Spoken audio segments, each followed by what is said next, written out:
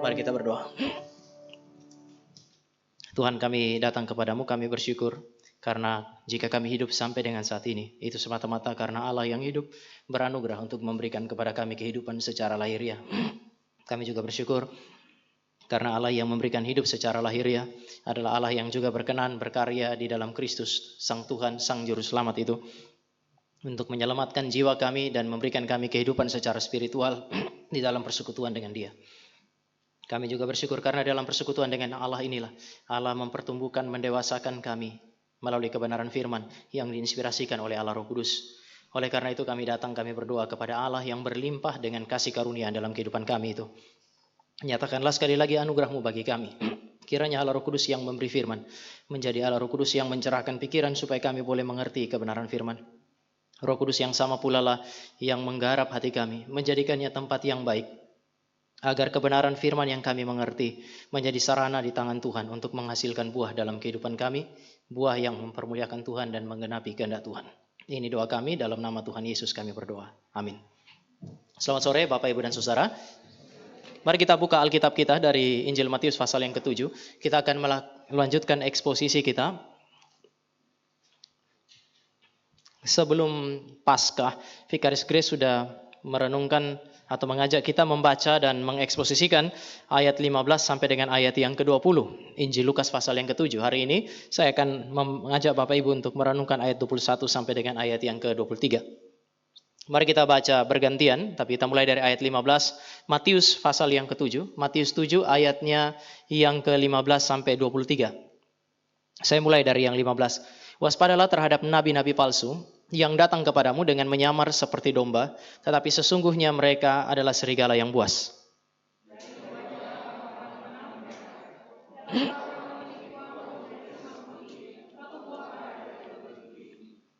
Demikianlah setiap pohon yang baik menghasilkan buah yang baik, sedang pohon yang tidak baik menghasilkan buahnya tidak baik.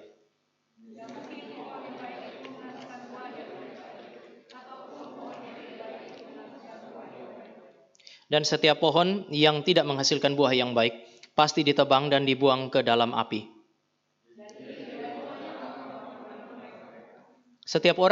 Bukan setiap orang yang berseru kepadaku Tuhan, Tuhan akan masuk ke dalam kerajaan sorga, melainkan dia yang melakukan kehendak Bapa-Ku yang di sorga.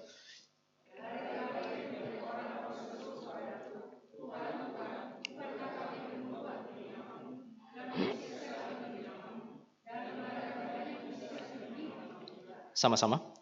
Pada waktu itulah aku akan terus terang kepada mereka dan berkata, aku tidak pernah mengenal kamu. Enyahlah daripadaku, kamu sekalian pembuat kejahatan. Bapak Ibu, sekali lagi ayat 15 sampai 20 itu sudah diajak oleh Vikaris Grace, dieksposisikan oleh Vikaris Grace, sehingga hari ini memang saya akan mengajak saudara dan saya untuk melihat demi kepentingan saudara dan saya memahaminya dari struktur teks berkaitan dengan tema kita pada hari ini. Bapak Ibu, kalau kita lihat di dalam ayat yang ke-21, isu utamanya adalah mengaitkan kehidupan murid Kristus dengan masuk ke dalam kerajaan sorga. Kalau Bapak Ibu lihat, misalnya dalam konteks pasal 5 sampai dengan pasal 7 itu adalah khotbah di bukit. Khotbah di bukit adalah khotbah yang diucapkan atau diajarkan oleh Yesus Kristus khusus bagi murid-murid. Setelah dia berkhotbah bagi orang banyak, dia menarik diri bersama dengan murid-murid dan memberi pengajaran khusus kepada mereka. Oleh sebab itu, maka kalau Bapak Ibu dan saya lihat di dalam banyak komentar, para penafsir kemudian mengatakan ini seperti khotbah yang ditujukan bagi orang-orang Kristen, orang-orang yang memang berbagian di dalam kerajaan sorga. Kemudian sekarang saudara lihat di dalam ayat 21, isunya sekarang adalah masuk ke dalam kerajaan sorga. Dan bagi saya menarik, karena masuk kerajaan sorga, pada bagian ini tidak dikaitkan dengan buah, melakukan kehendak Bapa yang ada di sorga. Seolah-olah masuk ke dalam kerajaan sorga itu tidak berkaitan langsung dengan iman kepada Yesus sebagai Tuhan. Maka dia bilang, bukan orang yang berseru kepadaku Tuhan, Tuhan yang akan masuk ke dalam kerajaan sorga, tetapi orang yang melakukan kehendak Bapa-Ku yang di sorga. Seolah-olah iman tidak penting. Saya pakai kata seolah-olah. Seolah-olah confessional belief, iman yang diakui di hadapan manusia itu tidak ditekankan. Dan kayaknya ini karakteristik atau pola Matius ketika mengajarkan kepada saudara dan saya mengenai kehidupan Kristen.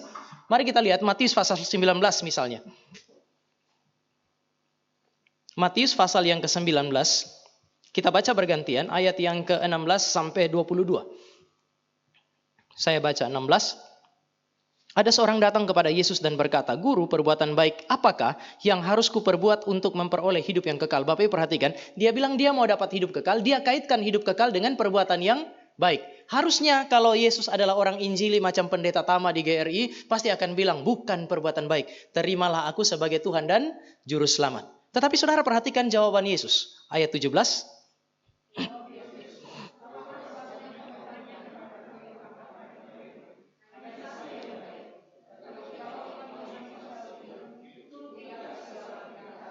Kalau kamu ingin masuk ke dalam hidup, turutilah segala perintah Allah. Yesus tidak bilang, "Percayalah kepadaku." Kata orang itu kepadanya, "Perintah yang mana?" Kata Yesus, "Jangan membunuh, jangan berzina, jangan mencuri, jangan mengucapkan saksi dusta." 19.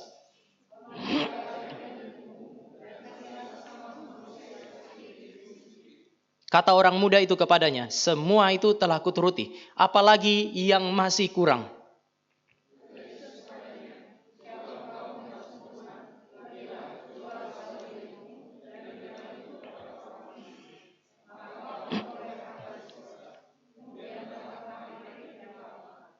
Bapak Ibu, ayat 21 memang berakhir dengan panggilan, "Mari ikutlah aku." Tetapi lagi-lagi, "Jualah segala milikmu, bagikanlah kepada orang miskin," dan seterusnya. Saudara, saya akan menemukan ada orang datang tanya kepada Tuhan, "Apa yang harus saya lakukan supaya saya bisa masuk ke dalam kerajaan sorga? Supaya saya bisa menikmati hidup yang kekal itu?" Yesus tidak mulai dengan mengatakan, "Mari, percaya kepadaku." Yesus tidak bilang, "Mari kepadaku hai kamu yang letih lesu dan berbeban berat, karena aku akan memberikan kelegaan kepadamu." Tapi Yesus mulai dengan mengajarkan kepada mereka mengenai apa yang diperintahkan di dalam Taurat, lalu memberi perintah kepada dia untuk mentaatinya. Lagi-lagi, sekali lagi, seolah-olah iman itu menjadi kepada Yesus sebagai Tuhan itu tidak terlalu penting, tidak ditekankan di sana. Maka ketika mereka bilang, "Tuhan, Tuhan," Tuhan Yesus bilang, "Bukan orang yang panggil aku Tuhan, itulah yang kemudian masuk ke dalam kerajaan sorga." Seolah-olah pengakuan iman Bapak Ibu dan saya menjadi tidak ditekankan di dalam konteks hidup untuk berjuang di dalam kerajaan sorga. Apakah Yesus sementara mengajarkan kepada kita mengenai salvation by works? Apakah dia sementara menekankan kepada saudara dan saya bahwa saudara dan saya selamat karena perbuatan? Mungkin saya akan mulai dengan kesimpulan ini Bapak Ibu. Yesus sementara berbicara mengenai iman yang sejati di dalam hati Bapak Ibu dan saya. Iman yang datang karena engkau dan saya mengenal Allah yang sejati. Iman yang melahirkan cinta yang besar di dalam hati kita kepada Allah yang sejati itu. Saya sebut ini sebagai convictional belief. Ada sebuah keyakinan yang benar yang Allah taruh di dalam hati setelah kita kenal dia. Ada cinta yang Allah taruh di dalam hati saudara dan saya setelah saudara dan saya kenal dia. Ini convictional belief. Dan convictional belief, iman yang sejati, iman yang menyelamatkan itu. Memang itu berkaitan dengan keselamatan. Tetapi juga tidak terlepas dari apa yang disebut sebagai pengakuan iman, confessional belief. Nanti kita akan lihat ajaran yang benar, khotbah yang benar, kesaksian-kesaksian yang benar. Tapi juga berkaitan dengan apa yang disebut sebagai perbuatan. Sesuai dengan keyakinan yang benar itu. Kita kan sering melihat ada pertentangan di dalam Alkitab. Kita sering bukan pertentangan, ada semacam paradoks. Ada yang bilang, "Oh, Paulus itu mengajarkan kepada kita diselamatkan semata-mata oleh anugerah, bukan karena perbuatan." Sementara Yakobus itu kitabnya adalah kitab yang begitu bersifat moral. Dia menekankan kehidupan yang benar sampai dia bilang, "Coba tunjukkan kepadaku iman tanpa perbuatan." Yang satu mengatakan iman tanpa perbuatan, yang satu bilang iman dan perbuatan. Para teolog itu kemudian membagi, Paulus sementara berbicara mengenai kehidupan saudara dan saya sebelum diselamatkan sampai titik di mana kita pertama kali mengalami kelahiran baru dan diselamatkan. Pada fase ini sama sekali tidak ada kontribusi orang percaya melalui perbuatan baik. Perjanjian lama bilang kebaikan-kebaikan saudara dan saya adalah sampah. Sampah bukan karena itu tidak penting. Sampah karena itu tidak dapat dipakai untuk menyelamatkan diri kita sendiri. Yakobus berbicara dari titik yang kedua. Mulai dari saudara dan saya mengalami apa yang disebut sebagai kelahiran baru. Sampai dengan titik di mana Allah memanggil kita kembali kepada dia. Pada fase ini, perbuatan baik adalah sebuah mutiara. Kesaksian yang baik mengenai karya Allah yang telah mengubah kehidupan saudara dan saya. Dengan demikian, perbuatan baik adalah sesuatu yang sangat penting. Yesus Kristus sementara berkhotbah kepada murid-murid. Orang-orang yang diandaikan sebagai orang-orang yang telah menikmati, mengenal dia, mencintai dia, memiliki apa yang disebut sebagai convictional belief. Sekarang dia bilang, kalau kamu sudah punya convictional belief, kalau kamu telah menikmati keselamatan sebagai murid yang sejati, di dalam hidup sebagai orang Kristen di dalam kerajaan Allah, Tunjukkanlah bahwa keselamatan itu ada padamu. Bukan hanya melalui pengakuan iman, berkata bahwa aku adalah Tuhan. Tetapi hasilkanlah buah yang sesuai dengan keyakinan itu. Oleh karena itu maka sebenarnya kalau Bapak Ibu dan saya perhatikan struktur, nanti saya akan jelaskan.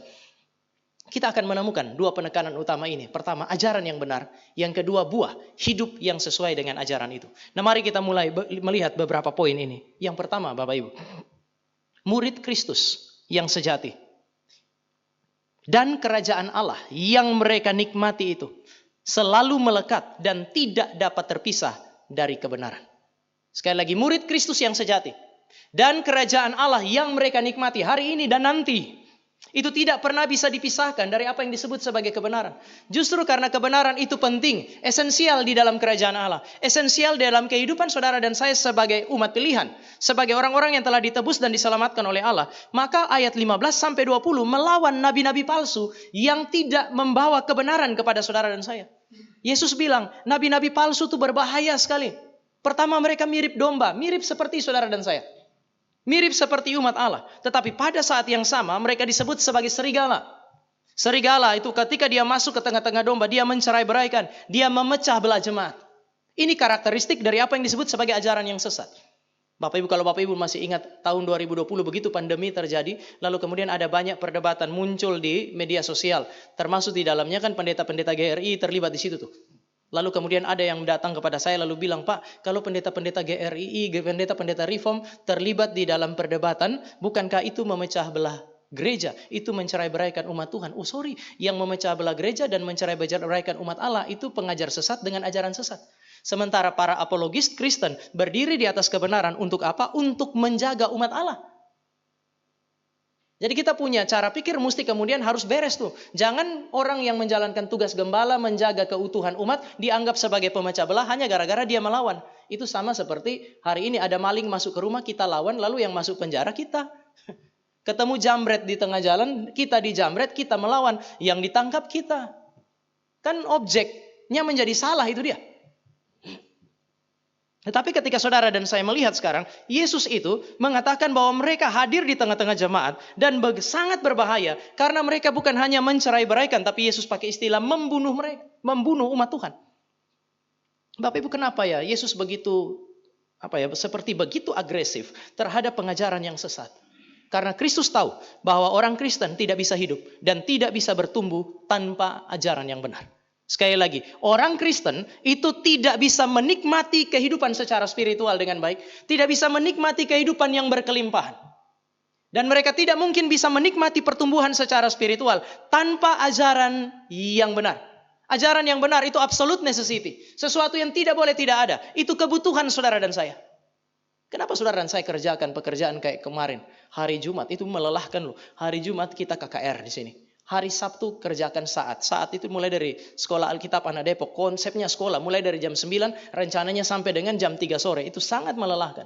Mulai dari pengkhotbah lelah, panitia lelah. Tapi kenapa saudara dan saya mengerjakan? Karena saudara dan saya tahu bahwa anak-anak kita tidak bisa bertumbuh. Tidak bisa hidup dalam kelimpahan tanpa ajaran yang benar. Kita memperjuangkan itu di tengah-tengah daerah yang kita sebut sebagai daerah yang hijau ini. Hijau tapi nggak begitu indah kan ya. Saudara dan saya memperjuangkan ini karena kesadaran ini. Harusnya sebagai orang tua, Bapak Ibu dan saya sadar juga bahwa anak-anak kita tidak bisa menikmati kelimpahan di dalam Kristus dan tidak akan bisa bertumbuh sebagai Kristen yang sejati kalau seandainya saudara dan saya tidak menawarkan ajaran yang benar kepada mereka. Guru sekolah minggu, kenapa Anda harus diajak untuk persiapan setengah mati? Guru sekolah minggu hari ini wajib baca buku itu. Lalu kemudian presentasi dan seterusnya. Kenapa? Karena saudara dan saya memiliki sebuah kesadaran yang penuh bahwa kekristenan hanya bisa terus hidup dan bertumbuh dengan ajaran yang benar. Tanpa itu tidak mungkin ada pertumbuhan. Tidak mungkin ada kelimpahan. Oleh sebab itu Yesus bilang, pengajar sesat yang membawa ajaran yang sesat itu sangat berbahaya.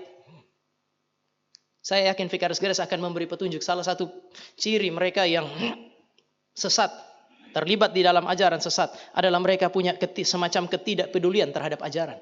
Biasanya orang-orang yang tidak peduli terhadap ajaran itu akan sangat mudah disesatkan dan menyesatkan. Kenapa? Karena saudara dan saya tidak terlalu peduli dengan ajaran itu benar atau tidak. Kadang-kadang kita akan lebih tertarik kepada fenomena-fenomena yang dicatat di dalam ayat 22 nanti itu. Orang bikin mujizat, orang usir setan, dan seterusnya. Kita lebih tertarik dengan fenomena itu, sehingga kita itu teralihkan dari apa yang disebut sebagai pengajaran yang benar. Tetapi orang-orang yang tidak peduli kepada ajaran, mereka disesatkan itu dengan sangat mudah. Setelah itu ketika mereka melayani, mereka mudah untuk menyesatkan. Kenapa? Karena mereka kehilangan petunjuk untuk berjalan di jalan yang benar. Ayat 12 sampai dengan ayat yang ke-14. Mari kita lihat strukturnya, Bapak Ibu.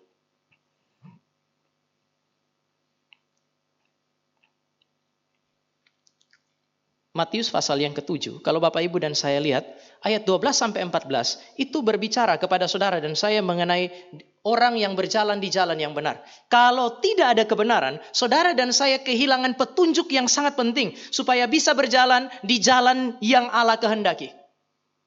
Karena petunjuk ini begitu penting, maka Yesus mengecam ajaran sesat di dalam ayat yang ke-15 sampai dengan ayat yang ke-20.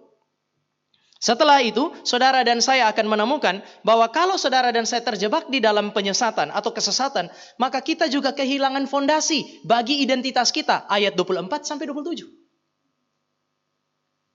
Ada kebutuhan akan kebenaran supaya bisa berjalan dalam kebenaran. Kristus kemudian mengecam apa yang disebut sebagai penyesatan. Lalu kemudian dia berbicara mengenai fondasi, yaitu memberi telinga untuk mendengar ajaran yang benar dan melakukannya. Itu kan bagian yang melanjutkan apa yang saudara dan saya bahas hari ini. Tapi struktur teks memberi petunjuk kepada saudara dan saya bahwa kebenaran adalah sesuatu yang sangat signifikan dalam kehidupan Kristen. Sayangnya kadang-kadang pengajar-pengajar sesat tampilannya sangat meyakinkan. Pertama kan, kalau saudara lihat di teks ini dia bilang, waktu mereka masuk, mereka seperti domba. Serigala tapi seperti domba. Wah, kalau saudara lihat di dalam kitab Wahyu lebih spektakuler lagi. Mereka bukan seperti domba, tapi mereka seperti anak domba Allah. Mari saudara dan saya lihat di dalam Wahyu pasal 13 ayat 11. Wahyu pasal yang ke-13 ayat yang ke-11. Berharap Bapak Ibu dengan baca ini, jangan terlalu cepat cinta kepada tampilan luar. Mari kita baca sama-sama. 2, 2, 3. Dan aku melihat seekor binatang lain keluar dari dalam bumi, dan bertanduk dua sama seperti anak domba, dan ia berbicara seperti seekor naga. Bapak Ibu, di dalam pasal 4, pasal 5, yang disebut sebagai anak domba itu siapa? Umat Allah atau Kristus sang kepala gereja? Kristus sang kepala gereja. Sekarang, kalau tadi Yesus bilang dia sama seperti domba, mirip seperti kita. Sekarang ini bisa dikatakan 1-2 level di atas itu. Begitu dia muncul sama seperti anak domba. Mirip sekali dengan Kristus. Dari mana saudara dan saya membedakannya? Dengar suaranya. Waktu dia ngomong, suaranya suara naga. Ketika dia berbicara, dia merepresentasikan naga. Tetapi ketika dia muncul, banyak orang tertarik dengan dia. Retorikanya mungkin menarik dan meyakinkan. Dibanding pendeta reform baca catatan. Tambah itu, ditambah lagi kalau saudara dan saya lihat di dalam Wahyu pasal 13, 12 sampai 15, dia disertai oleh banyak sekali mujizat. Saudara bayangkan, pengajarannya terlihat menarik, bahkan terlihat baru. Disertai oleh banyak mujizat. Sayangnya kehilangan ciri esensial dan ciri universal murid sejati, yaitu berpaut kepada ajaran turun-temurun. Bapak Ibu murid tidak boleh terlepas dari apa yang hari ini saudara dan saya sebut sebagai ajaran turun-temurun. Biasa ada yang bilang tradisi itu tidak baik. Tapi mari saudara perhatikan pembentukan murid dalam Matius pasal 28. Matius pasal yang ke-28. Bagaimana kehidupan seorang murid itu dibentuk?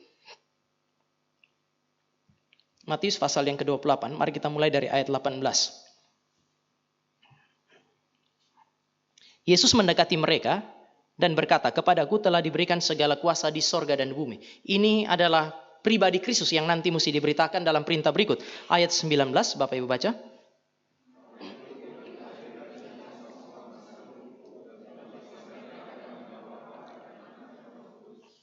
Dia memerintahkan semua orang untuk menjadikan murid-murid, untuk menghasilkan murid-murid Kristus. Dimulai dengan pergi, melakukan penginjilan, kemudian membaptis mereka.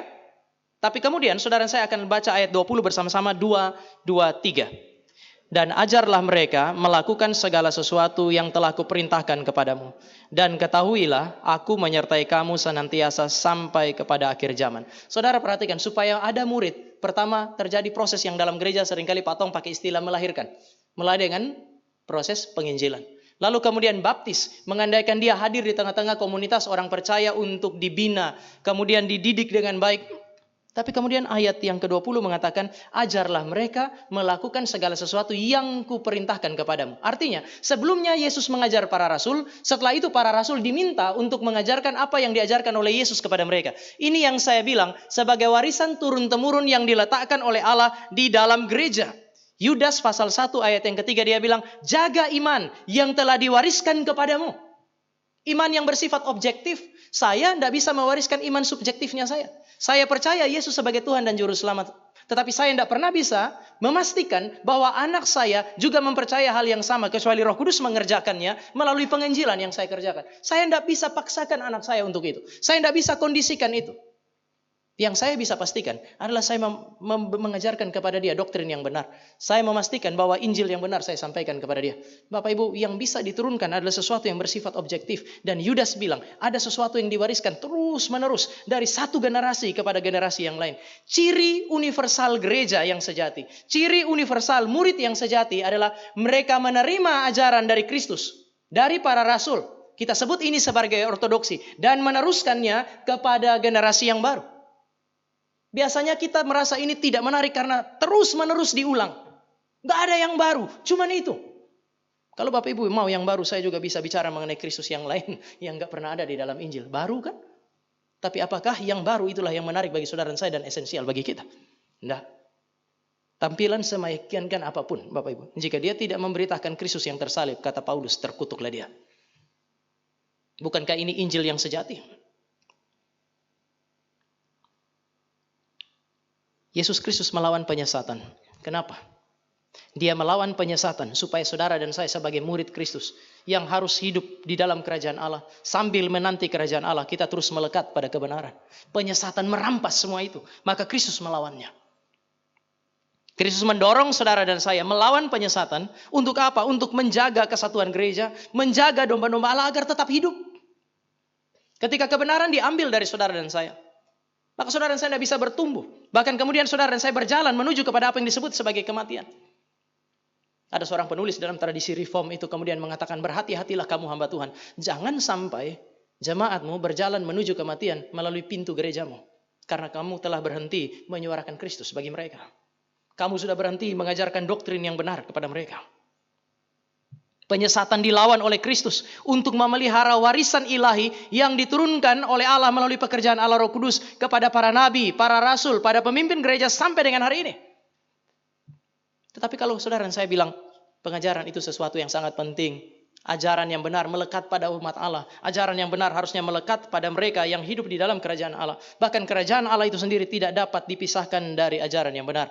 Maka pertanyaan selanjutnya, jika saudara dan saya punya ajaran benar, jika saudara dan saya punya pengakuan iman benar, sebentarkan kita mengucapkan pengakuan iman rasuli. Saudara punya keyakinan itu benar, beres. Apakah setelah itu karena pengakuan iman beres, maka semua sudah aman?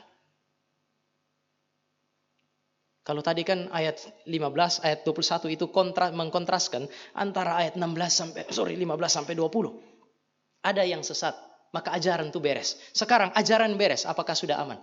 21 sampai 23 melanjutkannya, Bapak Ibu. Murid yang sejati, yang hidup di dalam kerajaan Allah, tidak dapat dilepaskan dari tuntutan untuk berbuah sesuai dengan kebenaran.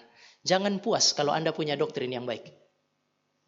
Anda harus melanjutkan itu dengan mengatur hidup, menata hidup sesuai dengan doktrin yang baik, sesuai dengan Injil supaya kita menghasilkan buah. Berkali-kali saya sampaikan dari mimbar ini, stagnansi adalah kejahatan. Saudara dan saya harus mengalami apa yang disebut sebagai pertumbuhan. Sekali lagi, stagnansi adalah kejahatan. Hamba yang dapat 1 mina, tetap 1 mina, dia disebut jahat.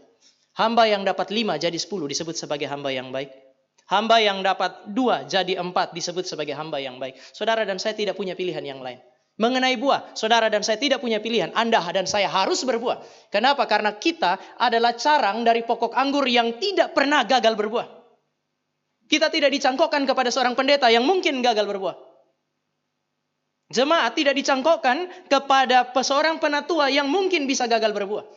Saudara dan saya dicangkokkan kepada Kristus, pokok anggur yang benar, yang tidak pernah gagal berbuah, dan dia selalu berbuah melalui ranting-rantingnya. Lalu bagaimana mungkin saudara dan saya menjadi ranting pokok anggur yang tidak pernah gagal berbuah, tapi saudara dan saya tidak menghasilkan buah?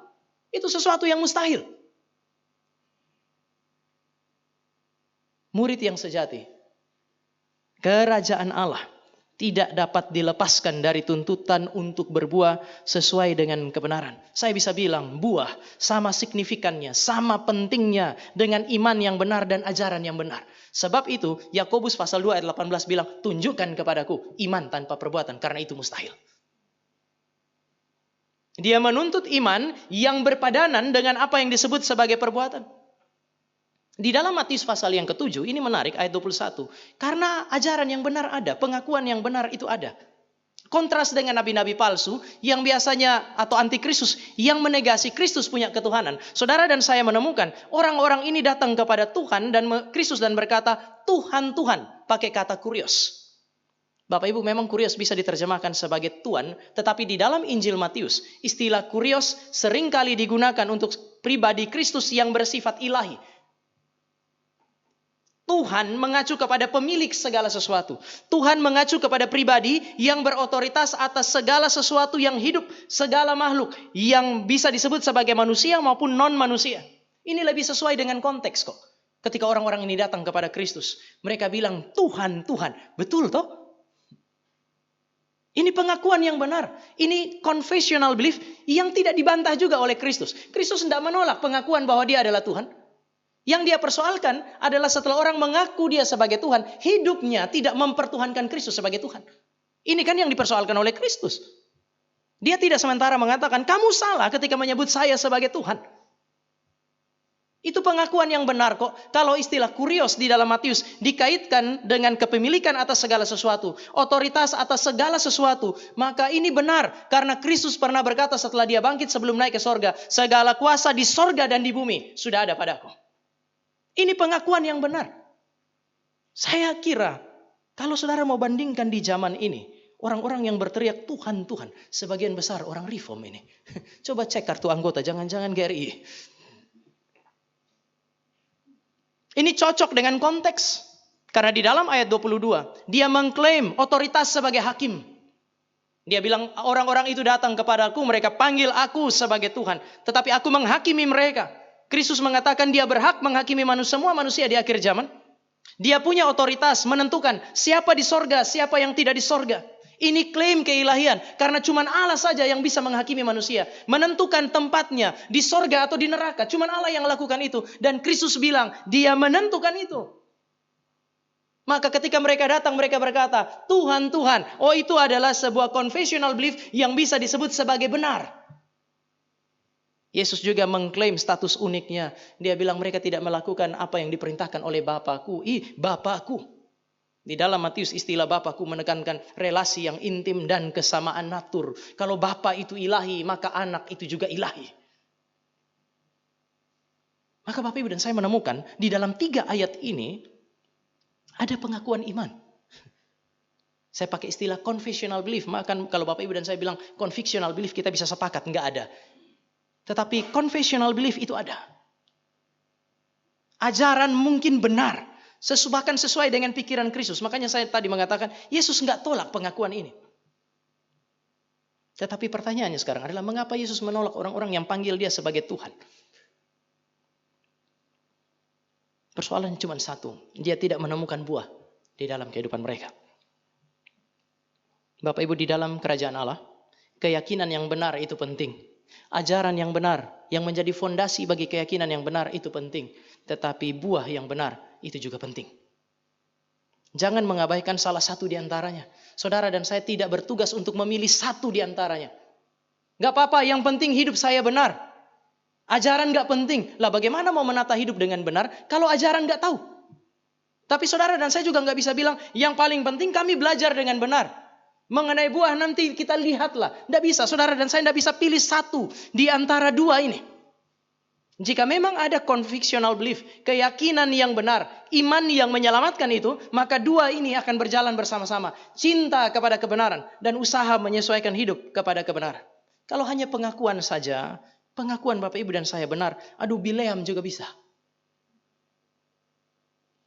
Bapak Ibu nanti pulang, Bapak Ibu bacalah ya. Bilangan pasal 23, Bilangan pasal 24. Balak panggil Bileam, kutukilah Israel. Mereka lagi berjalan menuju ke sini. Apa yang dilakukan oleh Bileam? Bileam bilang, saya tidak bisa lakukan itu. Kenapa? Karena mereka adalah umat pilihan Allah. Berapa kali dia khotbah sama Balak itu. Dan kalau saudara dan saya lihat apa yang dia sebutkan. Orang yang Israel yang berjalan itu adalah milik Tuhan. Kalau Tuhan pimpin kamu nggak bisa tahan. Ini kan reform sekali kan ya. Percaya kedaulatan Allah. Meskipun kamu nggak suka. Kalau mereka masuk. Itu ajaran benar kok. Apa yang dia sampaikan kepada Balak benar. Tapi saudara tahu akhir kehidupan daripada Bileam? Mati kan ya. Saudara akan menemukan di dalam Bileam. Di dalam kitab Bilangan. Musa bilang, nanti kalau saya mati. Bileam ini kamu harus pastikan mati. Kenapa? Karena dia menasehatkan Balak. Mengirim perempuan-perempuan Moab. Menggoda laki-laki Israel. Supaya mereka bersinah dengan perempuan-perempuan Moab itu. Dia tahu yang benar, tapi juga dia mencari siasat untuk menghancurkan Israel. Dia tahu, justru karena dia tahu ini umat Allah yang suci, maka Allah akan menuntut kesucian. Kalau kamu mau hancurkan dia, kamu tidak bisa perangi dia. Kirim orang-orang yang merusak dan menodai kesucian mereka. Allah akan murka kepada mereka. Kamu nggak bisa hancurkan mereka, tapi Allah yang akan menghancurkan mereka. Ini nasihat yang kemudian bahkan di dalam kitab Wahyu. Orang-orang yang berusaha menghancurkan gereja dari dalam disebut sebagai orang-orang yang memiliki spirit Bileam. Jadi kalau hanya punya khotbah yang baik, punya ajaran benar, Bapak Ibu dan saya punya katekismus singkat, katekismus besar, berapa banyak katekismus yang kita punya, tidak cukup Bapak Ibu.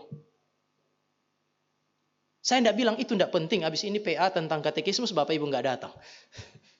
Saya tidak bilang itu tidak penting. Yang saya mau katakan adalah itu tidak cukup jika Bapak Ibu dan saya sandar ke sana. Kalau hanya punya perkataan-perkataan, pengakuan iman yang benar kayak pengakuan iman rasuli, lah keledai Bileam juga bisa. Keledai Bileam juga Tuhan pakai buka mulutnya dan binatang ini berbicara sesuatu yang benar. Kalau saudara dan saya mau lebih jauh, Tuhan pernah pakai ayam mempertobatkan Petrus. Tuhan pernah pakai pakai ikan untuk mengubah cara pikir Yunus. Sekali lagi kita tidak sementara mengecilkan ajaran. Toh saudara dan saya ada di dalam gereja yang sangat menekankan ajaran yang sesuai dengan kebenaran firman. Namun yang saya mau sampaikan adalah tanpa buah kekristenan sama persis dengan nabi palsu. Sama-sama menghina, sama-sama merendahkan Kristus. Sekali lagi kalau Anda punya ajaran yang benar, nabi palsu menghina Kristus dengan mengajarkan sesuatu yang salah. Tapi kalau Anda dan saya punya ajaran yang benar sebagai orang Kristen, Kristen bisa bersama dengan nabi palsu menghina dan merendahkan Kristus. Bedanya, mereka menghina merendahkan Kristus melalui ajaran. Anda dan saya menghina dan merendahkan Kristus melalui perbuatan hidup yang tidak sesuai dengan kebenaran. Bukankah dikatakan dari yang lebih banyak tahu, lebih banyak dituntut? Mulut kita mungkin saja bisa memuliakan Allah. Tetapi kalau mulut kita memuliakan Allah, pengajaran kita beres, pengakuan kita beres, hidup nggak beres, hati-hati. Karena saudara dan saya bisa lebih bahaya dari ajaran sesat. Saya mau tanya, kalau Bapak Ibu punya ajaran baik, Bapak Ibu punya retorika bagus, kemungkinan dipercaya tuh gede kan ya? Kenapa? Pertama, ajarannya beres. Kedua, retorika kita baik. Semua cukup meyakinkan. Tetapi kemudian karena semua itu terlihat sangat baik, lalu kemudian saudara dan saya punya hidup tidak beres, orang itu akan pikir, oh memang hidup orang Kristen itu begitu. Mulut dengan hidup nggak sinkron. Kalau saudara kasih anak pergi ke sekolah, guru mengajar dengan baik, pulang saudara mengajar sesuatu yang berbeda dengan yang diajarkan oleh guru di sekolah, anak lebih percaya siapa biasanya? Percaya guru atau percaya papa mama? Saya ini pendeta. Saya punya anak pergi ke sekolah.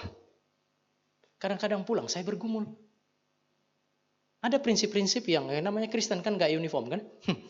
Sehingga kadang-kadang ada ajaran yang menurut saya nggak terlalu, begitu saya jelaskan, dia bilang tadi pagi itu guru ngajar nggak begitu. Saya bilang kenapa guru nggak mengajar begitu? Kemudian dia menjelaskan kepada saya dan kami dua berdebat. Saya ini sekolah teologi sampai sudah mau tua. Kemudian anak saya terus membantah saya karena dia diajar oleh gurunya. Oh guru itu sesuatu yang sangat dipercaya. Kalau guru dipercaya lalu guru kasih teladan hidup tidak beres, mengerikan. Bapak Ibu Saudara, saya bisa menyesatkan generasi yang baru bukan hanya dengan ajaran yang sesat kayak Erastus Sabdono. Gak harus. Kita tetap bisa reform, tapi kita tetap bisa menyesatkan orang lain melalui teladan kita. Karena orang sudah terlanjur trust sama kita. Sebab itu Yesus mengindikasikan bahwa orang yang punya ajaran yang benar tidak memiliki buah, sama sekali tidak dapat dipercaya, itu dia. Ini penipu kan ya? Dia mengajarkan sesuatu yang dia tidak yakini sebagai benar. Di dalam 1 Timotius 3 ayat yang ke-7, reputasi yang baik, buah yang baik, itu berkaitan dengan pelayanan seorang penatua. Penatua pada masa itu bukan hanya menjalankan administrasi gereja. Penatua pada masa itu adalah para pengajar. Mereka harus mengajar firman. Mereka harus mengarahkan gereja dengan kebenaran. Supaya mereka bisa didengar oleh jemaat. Mereka punya hidup. Harus sinkron dengan apa yang mereka ajarkan. Makanya ada syarat-syarat penatua, syarat-syarat diaken di sana. Ini sesuatu yang tidak bisa disangkali oleh orang Kristen. Bapak Ibu yang adalah guru sekolah minggu. Bapak Ibu yang adalah pemimpin-pemimpin kelompok. Bapak Ibu yang adalah pengajar. Ajarkanlah sesuatu yang benar, tetapi hidupilah kebenaran itu. Karena murid Kristus yang sejati. Dan kerajaan Allah yang saudara dan saya masuki dan sekaligus menantikannya pada hari ini. Itu tidak dapat dilepaskan dari buah. Tidak dapat dipisahkan dari buah yang sesuai dengan kebenaran. Yang ketiga dan yang terakhir. Buah yang sesuai dengan kebenaran. Lebih signifikan daripada pencapaian dan prestasi yang Anda dapatkan di dalam pelayanan. Kadang-kadang ada masa di mana saudara dan saya, ketika saudara dan saya melayani, kita mencatat rekornya kan ya. Tahun ini berapa, tahun depan berapa. Apalagi kita catat apa lagi. Ini sesuatu yang kelihatannya biasa. Ketika Bapak Ibu dan saya lihat habis peristiwa transfigurasi adalah sebuah peristiwa yang sangat menarik. Setelah peristiwa transfigurasi terjadi, Yesus menyatakan kemuliaannya, Yohanes, Yakobus, dan juga Petrus lihat kemuliaannya. Mereka turun gunung bersama-sama dengan Yesus Kristus. Sampai di bawah, kemudian terjadi perdebatan. Siapa yang terbesar di antara murid-murid? Rame itu. Baru habis lihat kemuliaan Tuhan, bukannya ibadah, malah berkelahi. Dan menariknya adalah perdebatan itu pakai kata, mereka berdebat siapa yang lebih besar, itu pakai kata dialogisomai. Itu berarti dialog. Ada dialog. Memang itu perdebatan dan saya kira LAI tidak salah ketika menerjemahkannya sebagai perdebatan. Tetapi mengandaikan dialog, istilah dialogisomai itu bicara mengenai percakapan yang rasional. Artinya ada argumentasi rasional. Yudas bilang saya yang paling besar. Coba lihat hidup kalian, perut kalian di dalam kelompok ini saya yang pegang semuanya. Kalau bukan saya yang paling besar, bagaimana Allah Kristus itu menyerahkan hidup kalian kepada saya? Kan dia yakin bahwa teman-temannya nggak tahu dia mencuri kan ya. Tapi paling tidak coba lihat. Mereka punya isi perut itu dia yang pegang. Petrus akan bilang, di antara kalian semua kita semua saya yang paling besar. Kenapa? Karena saya adalah juru bicaranya. Setiap kali ada apa-apa saya yang bicara. Yohanes akan bilang, Petrus, tidak begitu. Kita sama-sama lihat kemuliaan.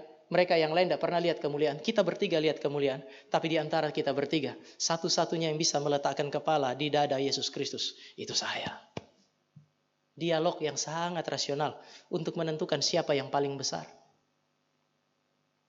Sudah begitu Bapak Ibu, karena ada ruangan di sekitar Yesus Kristus itu begitu sempit.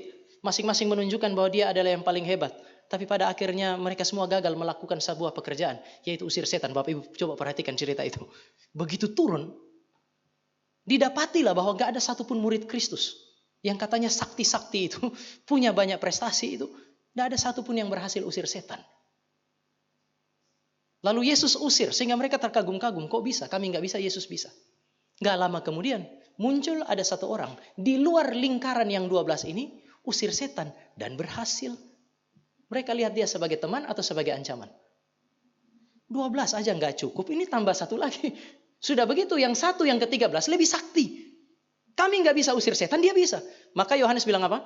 Tuhan, kami lihat ada orang usir setan. Kami sudah hentikan dia. Kenapa? Karena dia bukan bagian dari kita. Di luar kita nggak boleh ada yang usir setan. Di luar kita nggak boleh ada yang lebih besar. Kamilah yang terbesar. Lalu Tuhan Yesus bilang kalau dia tidak melawan kamu, dia bukan lawanmu. Tetapi ini yang terjadi. Seringkali di dalam pelayanan, bahkan di sekitar Yesus Kristus, ada persaingan yang tidak perlu. Orang berusaha untuk mencapai pencapaian yang paling mulia. ingin menjadi yang paling tinggi. Tapi kalau saudara dan saya masih berjuang untuk menjadi yang paling tinggi, itu menunjukkan saudara dan saya nggak ada di puncak. Saudara dan saya masih ada di bawah. Orang kalau sudah ada di puncak, itu pekerjaannya lihat ke bawah. Bukan saudara dan saya berjuang untuk naik ke atas. Kalau saudara sudah ada di puncak gunung, mau naik kemana lagi? Bersaing untuk menyingkirkan orang lain demi ada di puncak. Itu petunjuk saudara dan saya ada di bawah sekali. Tapi apa yang terjadi dengan orang-orang ini? Mereka bilang, Tuhan, kami bernubuat demi namamu. Kami bikin mujizat demi namamu. Dan yang luar biasa itu, usir setan demi namamu. Reform ini, mujizat jarang.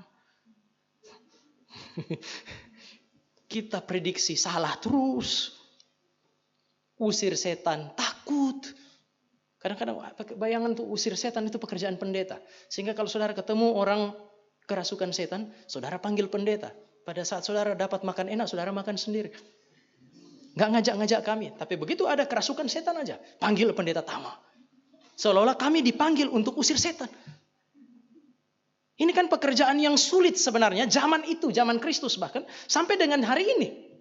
Dan mereka melakukannya, lalu mereka bilang, demi namamu kami bikin bernubuat, demi namamu kami buat mujizat, demi namamu kami usir setan.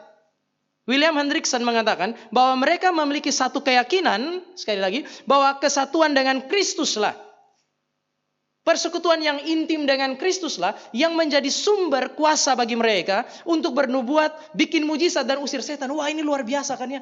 Kami adalah orang-orang yang kenal Engkau dengan baik. Kami bersekutu dengan begitu rapat dengan Engkau. Kami kenal Engkau Tuhan. Oleh karena itu, maka kami bikin semua yang luar biasa itu. Prestasi kami kalau dicatat terlalu banyak. Gak ada gereja yang seperti ini.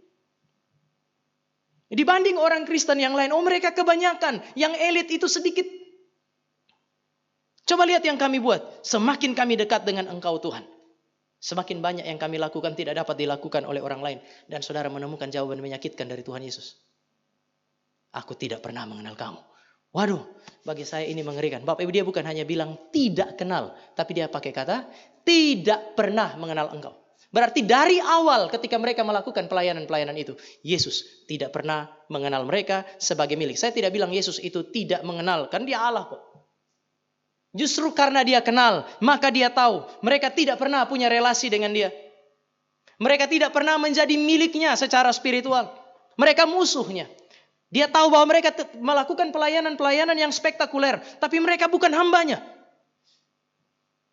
Bapak Ibu, di titik ini, Yesus memberi petunjuk kepada saudara dan saya. Pelayanan itu buah daripada kehidupan saudara dan saya sebagai orang beriman. Tetapi pelayanan tidak lebih penting dari ketaatan kepada Allah. Mereka tidak melakukan apa yang dikehendaki oleh Allah. Ketika dikatakan Yesus bilang, aku tidak mengenal kamu, para penafsir itu kemudian mulai berdebat. Jadi sumber kuasa bikin mujizat itu dari mana? Bapak Ibu, di dalam Alkitab kita bisa menemukan dua sumber kuasa ketika orang melakukan hal-hal spektakuler ini. Pertama, bisa saja bukan dari Allah, iblis melakukan itu. Antikristus juga bikin mujizat kan ya. Mari kita bandingkan misalnya 2 Tesalonika pasal 2.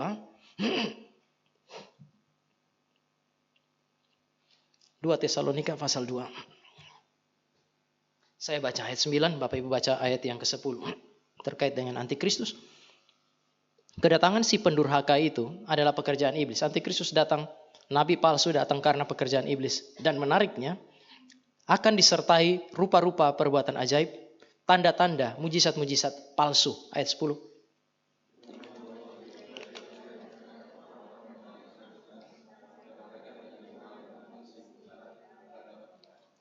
Mereka tidak mengasihi kebenaran, tetapi mereka bisa bikin mujizat. Mereka bisa melakukan hal-hal yang spektakuler. Dan mereka tidak berasal dari Allah. Iblis bisa meniru. Berkali-kali saya khotbah di sini ketika Musa dan Harun bikin mujizat di Mesir. Setan juga pakai ahli nujum Mesir bikin mujizat kok. Jadi mujizat itu bukan sesuatu yang unik Kristen. Di dalam kitab Wahyu, ketika binatang itu muncul, dia juga bikin mujizat sehingga menipu banyak orang. Maka kalau saudara dan saya bilang, orang-orang ini bikin mujizat, kita bisa bilang mungkin gak datang dari Allah. Tetapi mungkin juga loh, orang-orang fasik bikin hal-hal yang seperti ini dengan kuasa dari Allah. Mari kita lihat Matius pasal 10.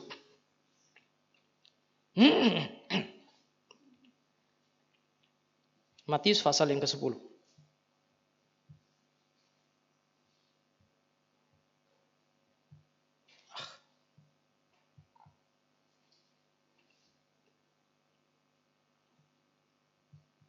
ayat 1 sampai dengan ayat yang keempat. Yesus memanggil ke-12 muridnya, 12 Bapak Ibu, dan memberi kuasa kepada mereka untuk mengusir roh-roh jahat dan untuk melenyapkan segala penyakit dan kelemahan. Ayat 2.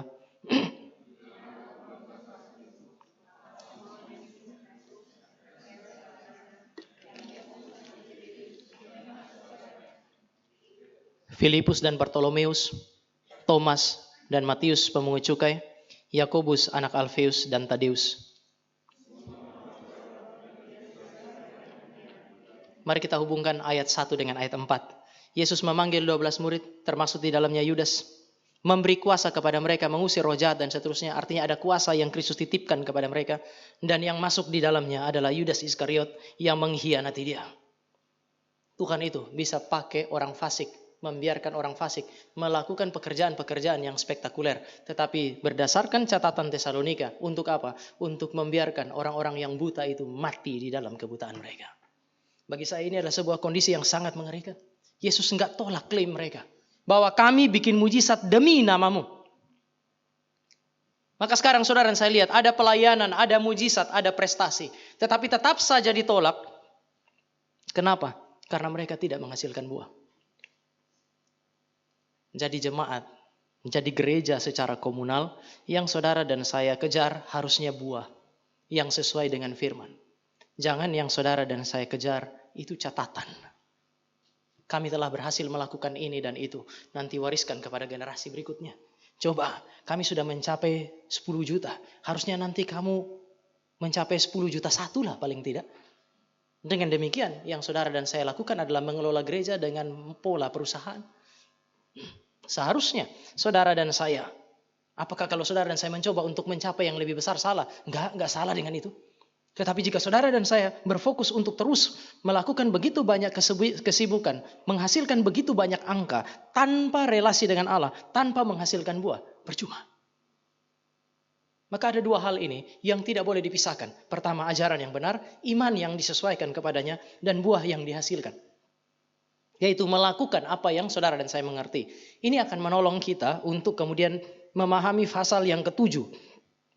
Ayat yang selanjutnya, kalau Bapak Ibu lihat di yang akan saudara dan saya renungkan di minggu yang akan datang, terkait dua macam dasar. Setiap orang yang mendengar perkataanku ini, perkataan Yesus yang benar, dan melakukannya, dia sama seperti orang yang bijaksana yang mendirikan rumahnya di atas batu. Sekarang saudara dan saya kemudian bisa lihat relasi antara bagian yang hari ini saudara dan saya renungkan dengan bagian yang akan datang. Pertanyaannya sekarang adalah, saudara sebenarnya bisa bikin judgment sih. Saudara lihat ajaran yang benar ada enggak? Kalau enggak ada, saudara tidak punya kewajiban ada di sini sebenarnya. Apa yang kedua, jika ajaran yang benar itu ada, saudara punya kewajiban untuk menghasilkan buah. Kalau ada sesuatu yang saudara boleh tuntut dari gereja, tuntut gereja untuk memberikan ajaran yang benar, enggak usah tuntut yang aneh-aneh. Harusnya gereja begini dan begitu, begini dan begitu. Oke, mungkin ada banyak hal yang saudara bisa tuntut. Tetapi kemudian mari saudara tuntut terlebih dahulu hal-hal yang paling esensial. Habis itu tuntut dirimu itu untuk menghidupi ajaran yang benar. Kadang-kadang kita tuh lebih cepat tuntut orang lain untuk melakukan sesuatu yang kita inginkan. Tetapi menuntut diri itu kemudian menjadi hal yang paling sulit untuk dikerjakan. Memang lebih gampang sih tuntut orang lain melakukan apa yang kita inginkan. Firman Tuhan hari ini bilang ajaran yang benar dan respon yang benar untuk menghasilkan buah. Mari kita berdoa. Kami bersyukur untuk waktu yang kami boleh miliki untuk beribadah. Kesempatan bagi kami untuk belajar kebenaran. Pimpin hidup kami. Arahkan kami terus kepada kebenaran-Mu supaya hidup kami sesuai dengan kebenaran. Menghasilkan buah yang berpadanan dengan kebenaran. Dan kami memuliakan Tuhan. Dalam nama Tuhan Yesus kami berdoa. Amin.